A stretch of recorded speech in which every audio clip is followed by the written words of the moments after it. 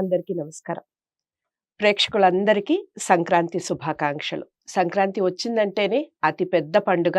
ఆనందోత్సాహాల మధ్య పిల్లలు, పెద్దలు అందరూ పశుపక్షాదులు కూడా చేసుకునే అత్యంత అమూల్యమైన, అపూర్వమైనటువంటి పండుగ. ఇంత పెద్ద పండుగ ఎలా జరుపుకోవాలి? ఏ రోజున ఏ విధంగా ఉండాలి? భోగి నాడు ఏ విధంగా జరుపుకోవాలి? సంక్రాంతి ఎలా జరుపుకుంటే మనకి మేలు జరుగుతుంది? కనుమ విశేషాలు ఏమిటి? ఈ విషయాలన్నీ కూడా వివరించడానికి నాతో పాటు ఉన్నారు శివప్రసాద్ గురువుగారు. ఆయన మాటల్లో తెలుసుకునే ప్రయత్నం చేద్దాం.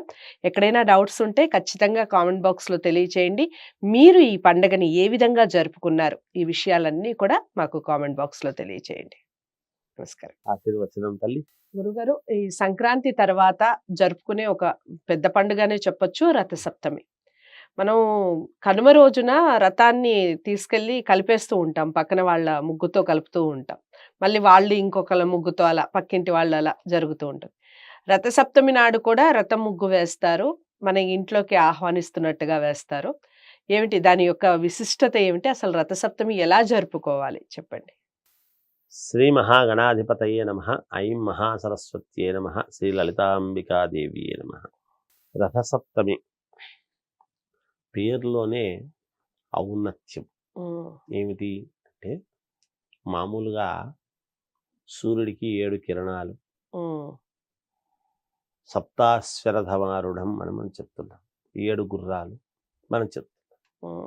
మానవ జీవితంలో ప్రతివాడు కూడా 7 అడుగులు వేసింటాడు. వేయబోయేటువంటి వాడు, వేస్తున్నటువంటి వాళ్లకు, వేసినటువంటి వాళ్లకు అందరికీ కూడా మేలు జరగాలి అనేటువంటిది. ఎవరు? అలంకార ప్రియో విష్ణు, వైభవము. మనము తిరుమలకు వెళుతున్నాము అంటే వైకుంఠము అనేటువంటిది మనం చూస్తాం. వైకుంఠం ఎక్కడుంది? శ్రీ మహావిష్ణువు ఉండేటువంటిదే వైకుంఠం. మనకు అన్ని రకాల మేలు జరగాలి అనేటువంటిది ఎవ్వరికైనా కోరుకునేటువంటి.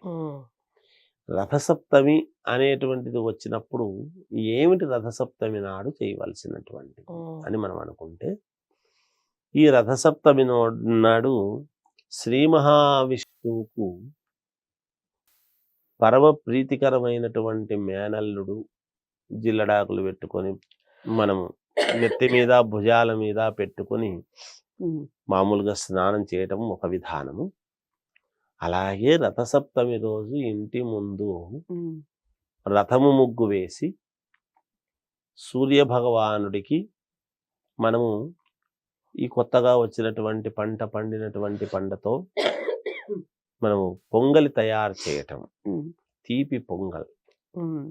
పొంగల్ దేని నుంచి? అదే కదా నేను చెప్తున్నాను. ఎందుకు వస్తుంది అంటే, బియ్యము చంద్రుడికి సంబంధించినటువంటివి, ధాన్యము, ధాన్యలక్ష్మి అంటున్నాం మళ్ళీ మనం. అలాగే బెల్లం. బెల్లము గణపతికి చాలా ప్రీతికరమైనటువంటిది. విఘ్నాలను పోగొట్టేది.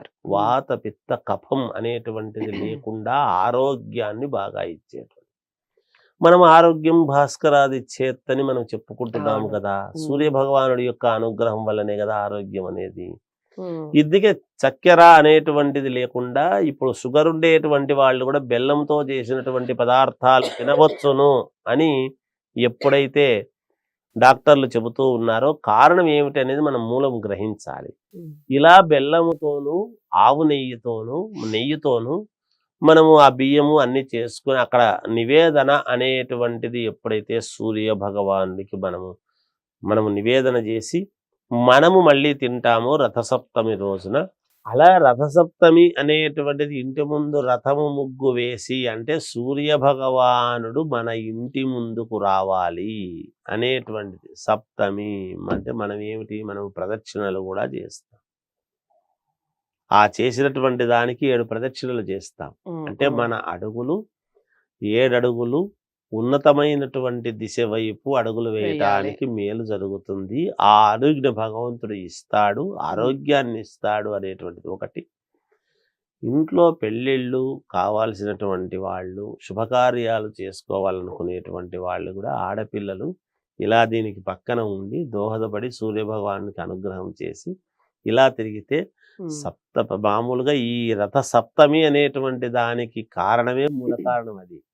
పూర్వం ఇప్పుడు అన్ని వచ్చినాయి, ఏం సంగతి అనేటు. పూర్వం ఎక్కువగా దైవం మీద ఆధారపడి ఉండే, ఇప్పుడు కూడా దైవం మీదనే ఇంకో రకంగా వచ్చినాయి ఆధారపడడం అనేది.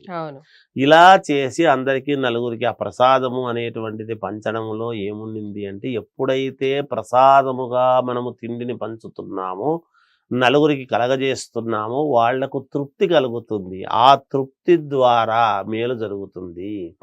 ఇక్కడ వెలిగేటువంటి ఆ పొగ, ఆ పొంగలి యొక్క పొగ అనేటువంటిది ఆ అగ్నిహోత్రుడి ద్వారా హవిస్సులాగా పైకి పోయి దేవతలు మనకు అనుకూలించేటువంటి విధముగా జరుగుతుంది. మన ఇంట్లో ఇల్లంతా కూడా సస్యశ్యామలముగా ఉండటానికి మూలము ఈ యొక్క రథసప్తమి పండుగ అనేటువంటి విధముతో అందరూ కూడా ఇంటి ముందు ఇవన్నీ కూడా పొంగళ్ళు చేసుకోవడం జరుగుతుంది. రథసప్తమి నాడు కేవలం స్నానం చేసినంత మాత్రాన్నే కాదు, ఇంటి ముందు పొంగల్ చేసుకోవడం. అది ఏవి?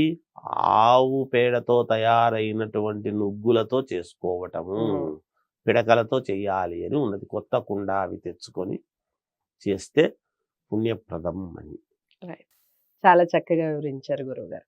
రథసప్తమి ఏ విధంగా జరుపుకోవాలి, దానివల్ల వచ్చే పుణ్య ఫలితం ఏ విధంగా ఉంటుంది, విషయాలన్నీ వీడియోలో తెలుసుకున్నాం. గురువుగారు చాలా చక్కగా వివరించారు. ఈ రథసప్తమి మీరందరూ కూడా సంతోషంగా జరుపుకోవాలని మనస్ఫూర్తిగా కోరుకుంటూ వీడియోని లైక్ చేసి షేర్ చేయండి, ఛానల్ని సబ్స్క్రైబ్ చేసుకోండి. నమస్తే.